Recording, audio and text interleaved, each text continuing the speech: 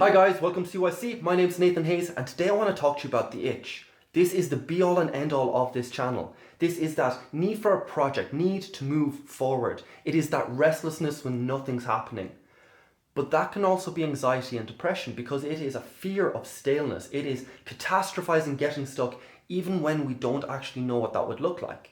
So it's a mixed bag for sure. It's a blessing and a curse. I love it because it keeps me pushing forward, but you have to know what it is because otherwise things are way more difficult. As always, let's clear the table and give the idea some space for a minute. What is the itch? It is fear of death. Not physical death, but true death. The death of our ideas, of our legacy, of our impact in the world. You see, we all know that death is unavoidable, that we are fragile and insignificant in the grand scheme of things. But we could not function if we accepted that fact. We have to go against it. The most obvious way we do this is through religion. It offers literal immortality to the individual. But even if it didn't, it offers the immortality of ideas.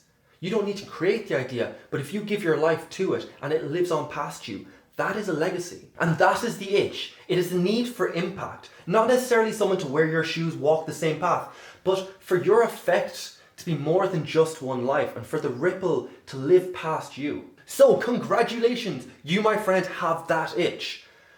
Two things you need to know. One, you may feel all alone in that you are suffering, and how the hell does no one else feel like that?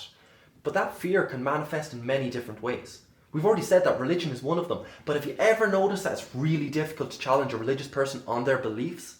That is because it is their inheritance and it is their legacy. It is immortality passing through them. And to admit a fault in that idea would be to admit that the idea is fallible. It is mortal. Because while the idea may not die with them, to admit a fault in it would be to admit that future generations could find further faults and therefore pick it apart. I'm explaining this because this is not just for religion. Often when we meet hard-headed people that don't want to be challenged, this is the deeper reasoning behind it. It may not be the only reason, but we're going to give it credit and say it's the deeper reason. And it's true in politics and in conspiracy theories. And it's not an intelligence thing because it's in science too. That is why they lean on the scientific method so that new research can't be ignored if there's evidence behind it. And it's not about big ideas either. It's just basically the fact that to admit that you are wrong is to give up on a movement that could potentially live past you. So number two, you have the itch. Are you doomed? And no, you're not. I'm explaining the source and the trappings of this fear so that you can understand this particular part of the chaos that is life. I want you to work with it and not be controlled by it. Because as I've said before, this itch is motivation, it's passion, it's drive. It's refusing to waste your life. Although we will all waste moments in our lives and you'll have to overcome that. But needing an impact, needing a legacy is not a bad thing. Just remember, don't limit yourself. Whether it's to religion, to work, to school, family, friends. Don't be a one-trick pony. And also, it can be overwhelming. It can leave you in the darkest of places, but now you know its face and I hope that helps.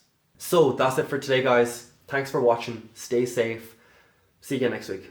Bye, guys. And today I want to talk to you about the itch. The itch. Like, yeah, how much emphasis? Because it sounds like an STD. Just saying. That's going to be the clip. That's going to be the opening clip. It sounds like an STD. Yeah, there you go. Cut scene. Advert.